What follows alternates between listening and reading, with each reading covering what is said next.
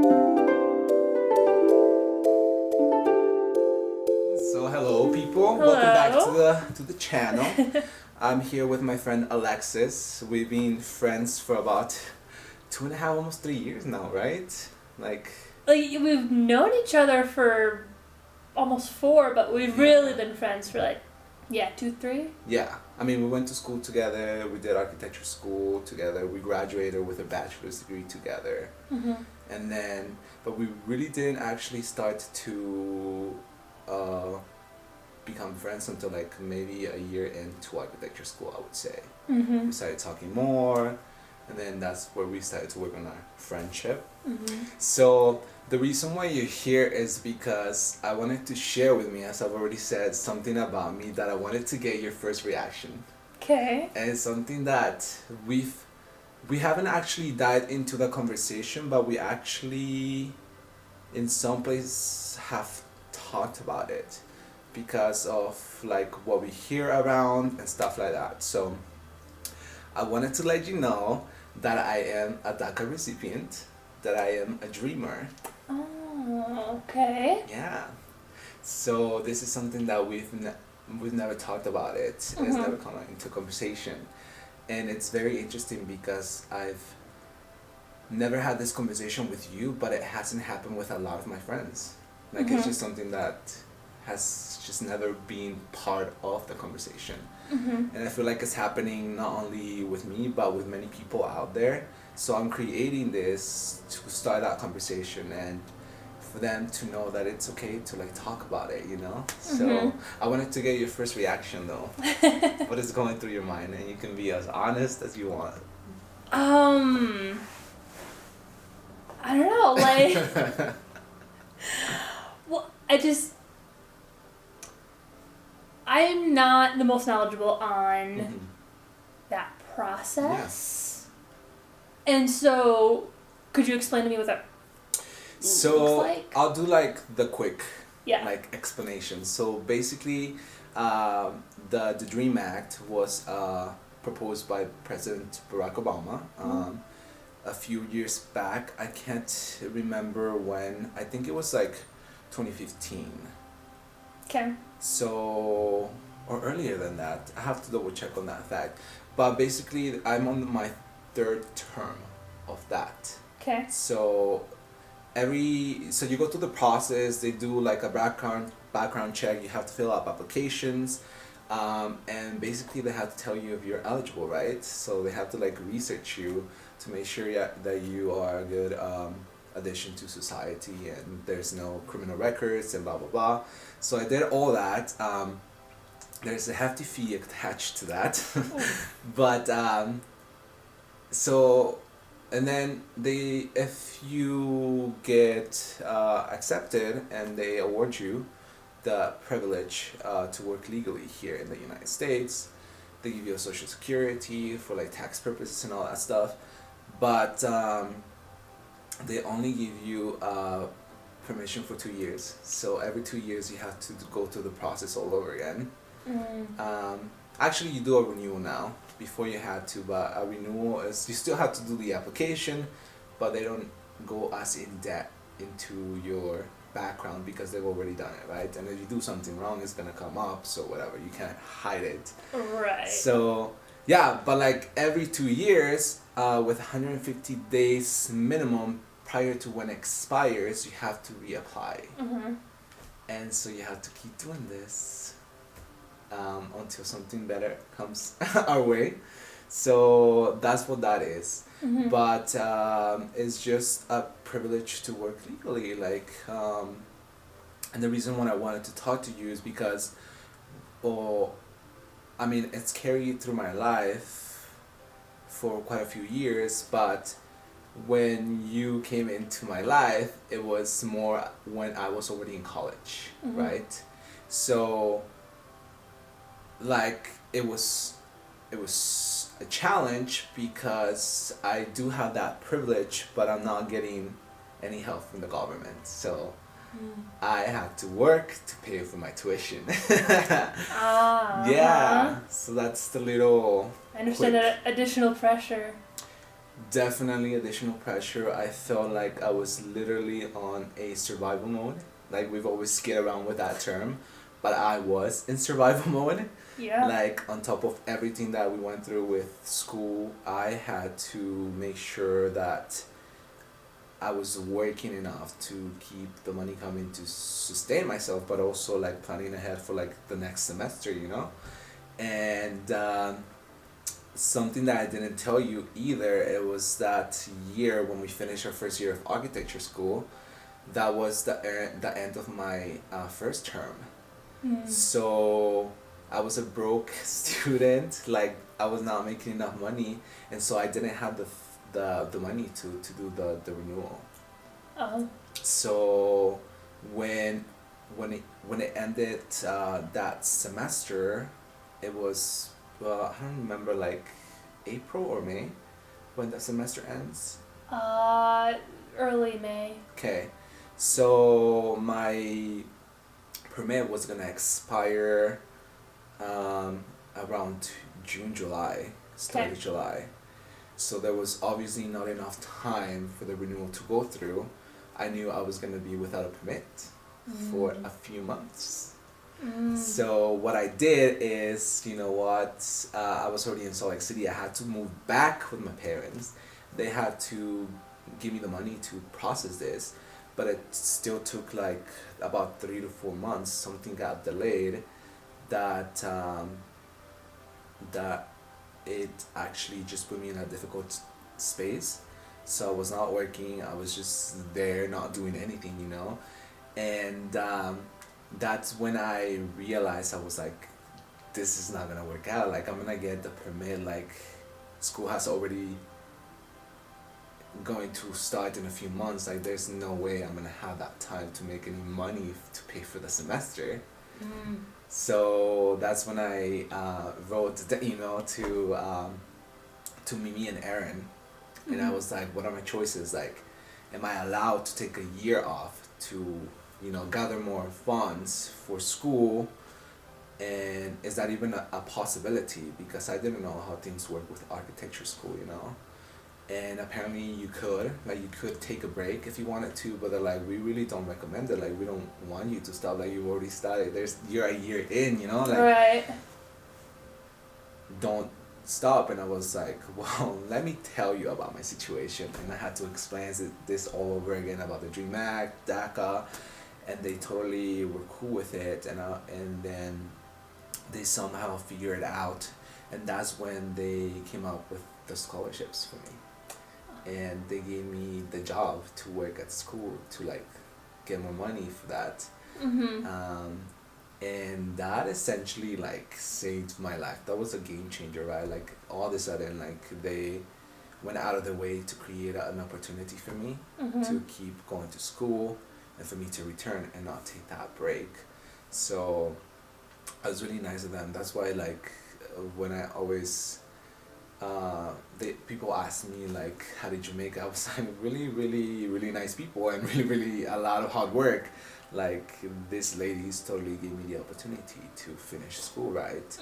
And maybe it was something minimal for them, but it actually was like life changing for me. So yeah, like going through school, that's what happened. Like on top of like us not sleeping or eating well, being healthy, you know, like there was a time where I had like so many jobs and internships going on, and it was basically to stay alive. For real, yeah. Yeah. But any other questions you have for me? Like, what's going through your mind? What's going through my mind is like, again, I just don't have quite enough information. Yeah. But like, how does that look in the future for you? Yeah. So that is the big debate. Currently, as we speak, this is a fight that is going through. You know, like we feel like we've earned our place. We basically grew up here. Most of the dreamers come here without it being their choice. Like I came to the United States when I was 10, 11 years old, you know, like I was a kid. Mm-hmm. It was our parents' decision, so we didn't have a say on it. And for most of us, we grew up in the U.S. as now our country, like a home. Some of them didn't even live long enough in the countries to like recognize it as their home in the country. Mm-hmm. So we feel, and I feel like we deserve it. Like we've worked so hard to be here, and that's what they're trying to figure out politically. Like these people deserve to become part of this country. Like they worked so hard. Now I'm like 6 years into the privilege of being a dreamer, and you know, the current administration tried to put a stop to it, Mm-hmm. but it didn't. Like it's still going, so I'm still benefiting out of it. But looking ahead, the hope is that we can resolve something so that it is the path to citizenship. But as of right now, it is a renewal every 2 years. Yeah. That's a lot of turmoil. Yeah, it is, but it's something that we have to live with and Mhm. just deal with it. But yeah, like it was tough just going through school and dealing with that and not having the help, the scholarships, the student loans and all that stuff. You know, it was. Yeah, I don't even know how I did it, but it's possible, yes.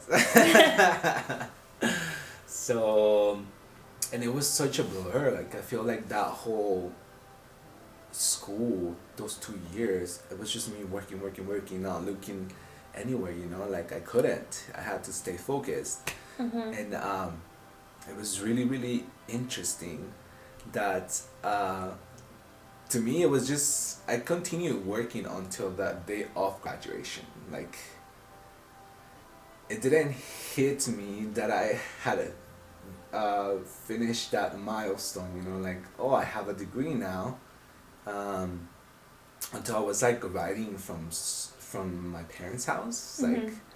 to the graduation. Hmm. And you know how people say like, oh, like when you have an important milestone in life, you're gonna realize and look back and like see where you're standing, and it's gonna be great. And it was, but it also just came flooding with a lot of like emotions and like flashbacks to like, for me as a kid, to the Mhm. transitioning to like moving to the United States, all the way to graduation.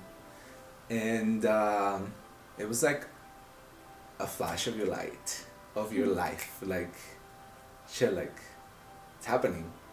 You know, it was all worth it. Mhm. And I remember, and this song is gonna be with me forever, but have you heard that song that starts like, once I was 7 years old, and it just kept incrementing on like several chapters of your life as you grow older. And yeah, that's what I felt like. I was like, shit, like I made it. I was this kid in Mexico, and then I went through all these chapters in my life that were challenging. But that was the moment where I could actually breathe, and I was like, okay, like it's happening, you know. Mhm. Whatever happens, I have a college degree under my belt from the United States. So Mhm. if it's here, if it's in Mexico, if it's anywhere in the world, I have that to back me up. Mhm. So at that moment in time, I was like, okay, like it's gonna be okay. Mhm. Um, so yeah, what else is going through your mind? Oh. Was it like, was it weird for you, or like now listening that I kept this information to myself, or like, what do you think about that? I don't think it was weird per se. I don't know. I just. Why now? Yeah. Because I'm finally comfortable with it. Okay. Um, as you know, I've been going through a lot of internal work for myself and just being comfortable internally, like, and so I had to sit with myself and be like, I feel like I'm not moving forward, you know? I'm really emotional. But it's something that's it's keeping me grounded, but it's limiting.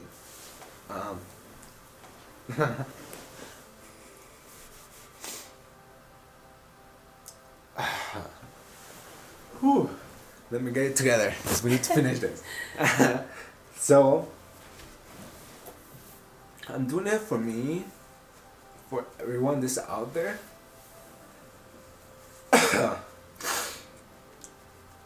It's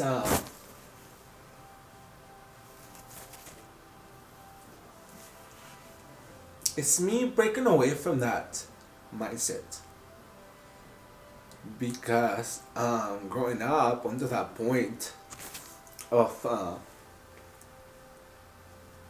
becoming a dreamer, like,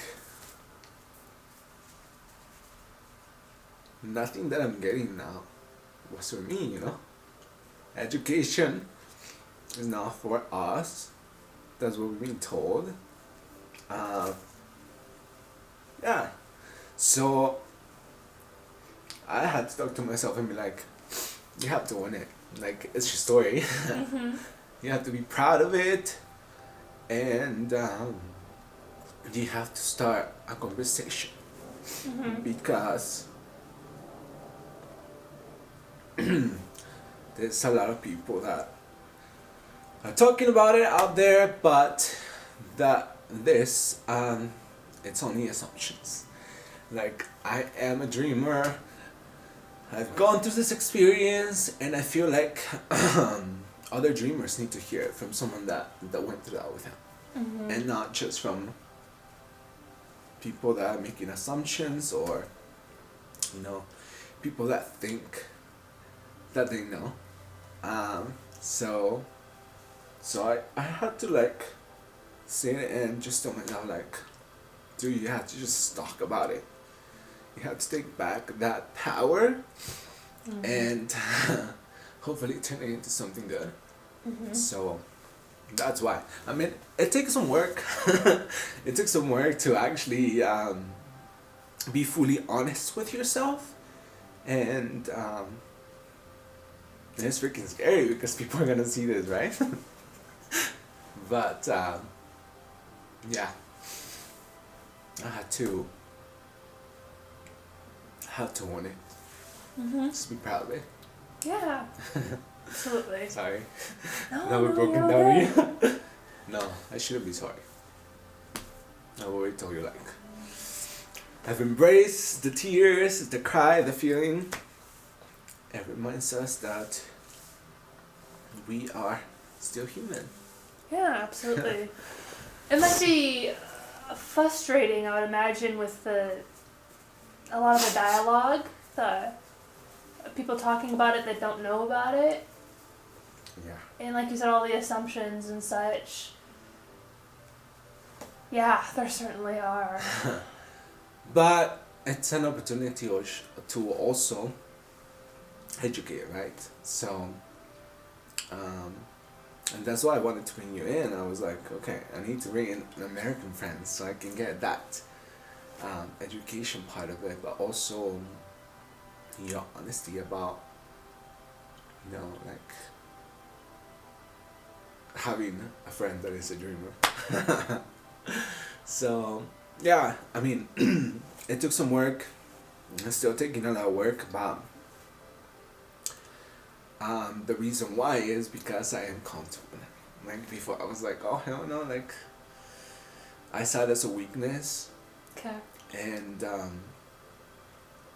I think it was mostly because I was really interested that people just assumed, you know, that I was okay. Like, if he looks a certain way, he has certain amount of accomplishments, if he carries himself a certain way, then he must be a citizen, you know? Like, he has his shit together. And it's like, no, like, the dreamers, DACA is not